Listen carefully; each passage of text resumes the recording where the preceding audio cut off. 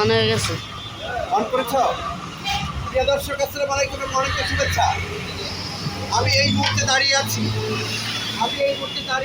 নরসিংদী জেলার ভেড়ানগর এলাকায়, ঢাকা সিলেট হাইওয়ের পাশে। আপনারা দেখতে পাচ্ছেন পৌরসভার একটি গাড়িতে নরসিংদী পৌরসভার ময়লা তোলা হচ্ছে। আমাদের এক পরিচ্ছন্নতা কর্মী ভাই কিভাবে কষ্ট করে ময়লা তুলছেন ময়লার গাড়িতে, আপনারা দেখতে পাচ্ছেন। পৌরসভা থেকে তাদেরকে কোনো রকম হাইজেনিক ব্যবস্থা দেওয়া হয়নি। এই ভদ্রলোকের একটি মাস্ক নেই, উনি ময়লা তুলছেন। তার পায়ে জুতো নেই, বুট জুতো থাকবার কথা, তার হাতে গ্লাভস থাকবার কথা নেই। এবং এভাবেই পৌরসভার এবং অন্যান্য সব জায়গার পরিচ্ছন্নতা কর্মী ভাই বোনেরা কষ্ট করছেন জীবনের ঝুঁকি নিয়ে। এই বিষয়টি দেখবার কেউ নাই, কখনো কেউ ছিল কিনা তাও আমি জানি না। আপনারা দেখতে পাচ্ছেন কীভাবে উনি এটা হ্যান্ডেল করছেন ময়লাগুলো।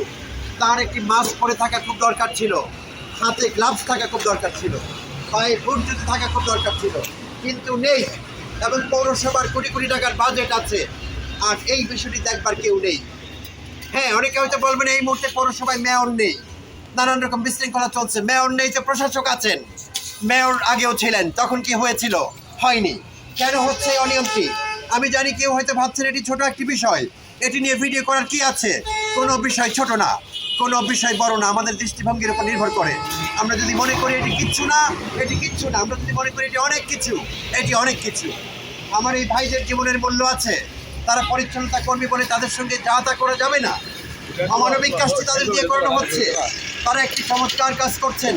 এই পরিচ্ছন্নতা কর্মীরা একদিন তাদের সেবা বন্ধ রাখলে আমরা এই শহরে থাকতে পারবো না। আর তাদের সঙ্গে এই আচরণ হচ্ছে।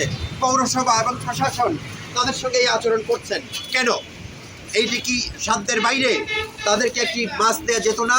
তাদের হাতে গ্লাভস থাকতে পারতো না? তাদেরকে বুট জুতো দেওয়া যেত না? কেন না? কেন দেওয়া হচ্ছে না? Because nobody cares. হোয়াই?